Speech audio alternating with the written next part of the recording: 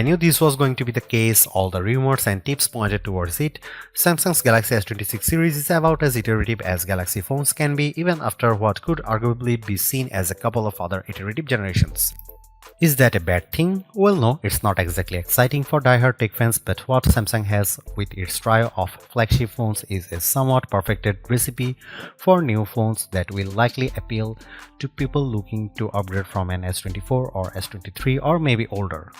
However, there are still some new extra ingredients that mean the Samsung Galaxy S26 Ultra sports a unique feature and a suite of upgrades that make it likely to be one of the most refined flagship phones of the year, and a surefire contender for a high spot on our best phones list. At first glance, you will probably struggle to see much of a difference between the Galaxy S26 Ultra and the Galaxy S25 Ultra. The design is pretty much the same as before, but Samsung has made the edge a little rounder, which makes the slab-like phone sit a bit more comfortably in my hand. It is also a little slimmer than the S25 Ultra, which is appreciated but not exactly noticeable, and that comes as a result of the phone being around half a millimeter taller and wider.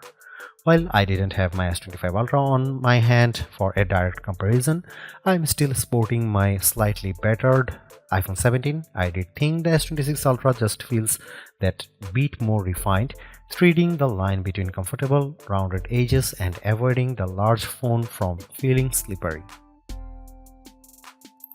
The display still comes in at 6.9 inches, which is plenty for anyone, and sports the LTPO 120Hz to 1Hz refresh rate panel. But there is a subtle upgrade here in the Pro Scaler upscaling function. The display uses to polish up lower resolution visuals into something that better suits the 3120 by 1440 resolution screen has been improved.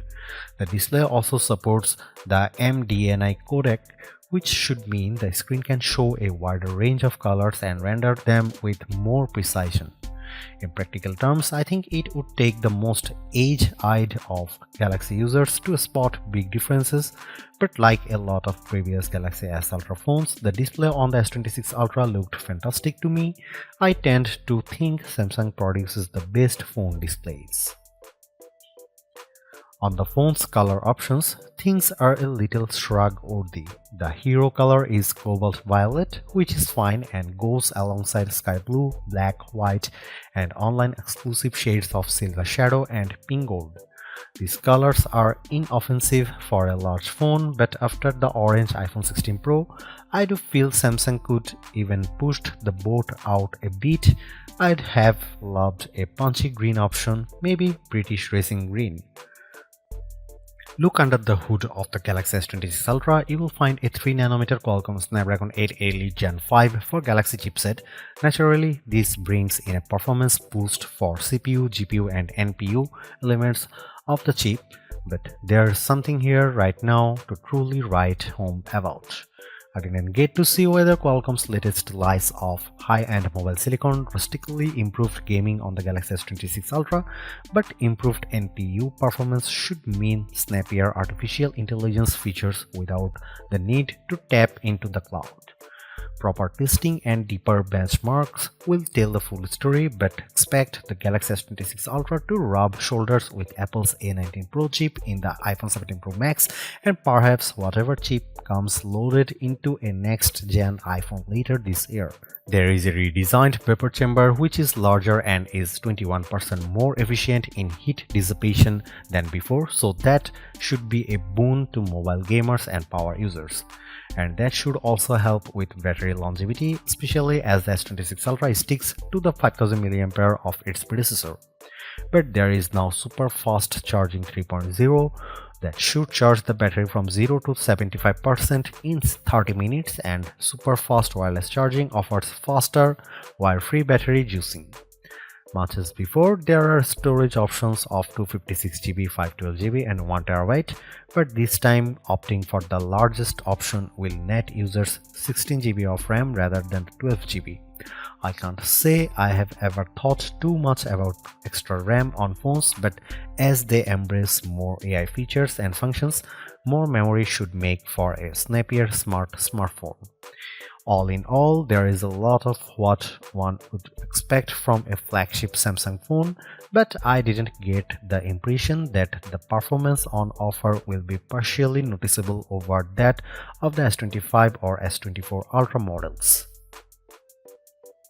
The suite of rear cameras for the Galaxy S26 Ultra haven't got any major upgrades in terms of hardware, though the 200 megapixel camera can capture 47% brighter shots and the 50 megapixel telephoto can snap 37% brighter photos. This means a boost to night photography and video capture, which is always appreciated as there is gain to be had in low light photography and image processing. But it's on the software side that brings get more interesting. The Galaxy S26 Ultra can now track subjects in 4K video thanks to capturing 8K footage and cropping it into 4K, all with the help of AI processing. For people who like to record music artists and sports events, this could be quite a sleek feature. There is also an AI-aided Super Steady mode, which almost acts like a digital gimbal for the Ultra's cameras. By mixing gyroscope and accelerometer data, the mode can automatically stabilize video even up to 360 degrees of movement and angles. From what I saw, this is quite special and could be great for content creators who don't want to spend money on a load of physical stabilization tools. Speaking of creators, there's support for the APV video codec, which Samsung says provides virtually lossless video. This isn't my area of expertise, but I do think it helps make a flagship phone feel more like a proper tool than just a feature-packed gadget.